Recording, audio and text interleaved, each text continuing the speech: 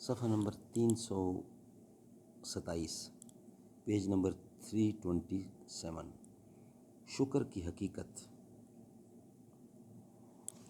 مستند مجموعہ وظائف شکر کی حقیقت، قرآن و سنت اور اولیاء کرام کی دعاؤں کا نادر مجموعہ، دل اور دماغ کو سکون پہنچانے والی دعاؤں کا نادر مجموعہ، مستند مجموعہ وظائف، حضرت مفتی نظام الدین شامزی شہید رحمۃ اللہ۔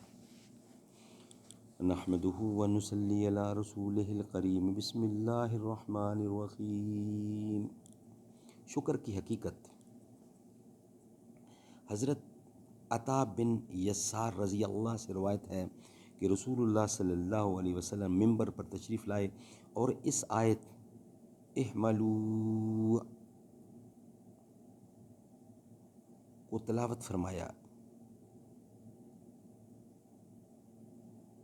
اور پھر ارشاد فرمایا، 3 کام ایسے ہیں کہ جو شخص ان کو پورا کرے تو جو فضیلت آل داؤد کو عطا کی گئی وہ اس کو بھی مل جائے گی۔ اعملوا آل داؤد وشکرا۔ صحابہ کرام نے عرض کیا وہ 3 کام کیا ہیں؟ آپ صلی اللہ علیہ وسلم نے ارشاد فرمایا، نمبر 1، رضا اور غضب کی دونوں حالتوں میں انصاف پر قائم رہنا۔ نمبر 2، غنا اور فقر کی دونوں حالتوں میں اعتدال اور میانہ روی اختیار کرنا۔ نمبر 3، خفیہ اور اعلانیہ دونوں حالتوں میں اللہ تبارک و تعالیٰ سے ڈرنا۔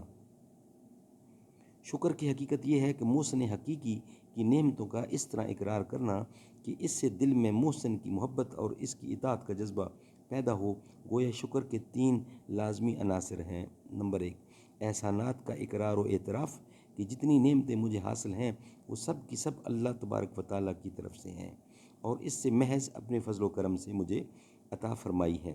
نمبر 2، چونکہ اللہ تبارک و تعالیٰ نے مجھ پر اپنے فضل و کرم کی بارشیں برسا رکھی ہیں، اس لیے کائنات میں میرے لیے اس سے بڑا محبوب کوئی نہیں ہونا چاہیے۔ نمبر 3، اللہ تبارک و تعالیٰ کے بے پایاں انعامات کا فطری تقاضا یہ ہے کہ میں اپنی زندگی میں اس کی اطاعت کروں اور اس کے مقابلے میں کسی کی اطاعت نہ کروں۔ بالالفاظ دیگر جو نعمتیں اس نے مجھ کو عطا فرمائی ہیں ان کو ان ہی کاموں میں خرچ کروں جو اس کی مرضی کے مطابق ہیں، اور ان کاموں میں خرچ کرنے سے بچوں جو اس کی مرضی کے خلاف ہیں، یعنی ایسی چیزوں سے میں بچ جاؤں جو اللہ تعالیٰ کی مرضی کے خلاف ہیں، اس سے میں بچوں۔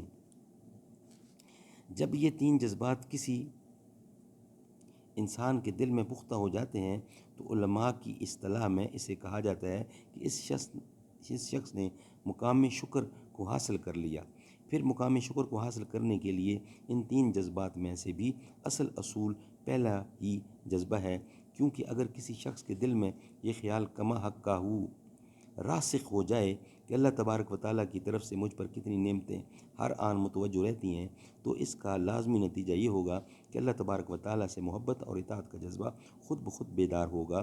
لہٰذا اگر کسی وقت محبت اور اطاعت میں کوتاہی محسوس ہو تو سمجھ لینا چاہیے کہ اللہ تبارک و تعالیٰ کی نعمتوں کا صحیح اقرار اور اعتراف دل میں پیدا نہیں ہوا۔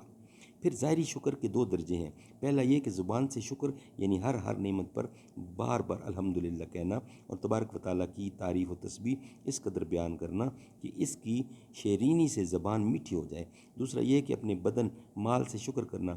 اعضاء جسم و جوارح کا شکر یہ ہے کہ 5 وقت کی نماز اہتمام سے پڑھنا، مرد جماعت سے مسجد میں پڑھیں اور عورتیں وقت داخل ہوتے ہی گھر میں پڑھیں۔ اس طرح عورتوں کے لیے ایک بڑا شکر یہ ہے کہ اپنے جسم کی اس طرح حفاظت کرے کہ جسم کا کوئی ایک بال بھی نامحرم مرد پر نہ دیکھ سکے۔ اللہ تبارک و تعالی ہمیں شکر کی توفیق نصیب عطا فرمائے۔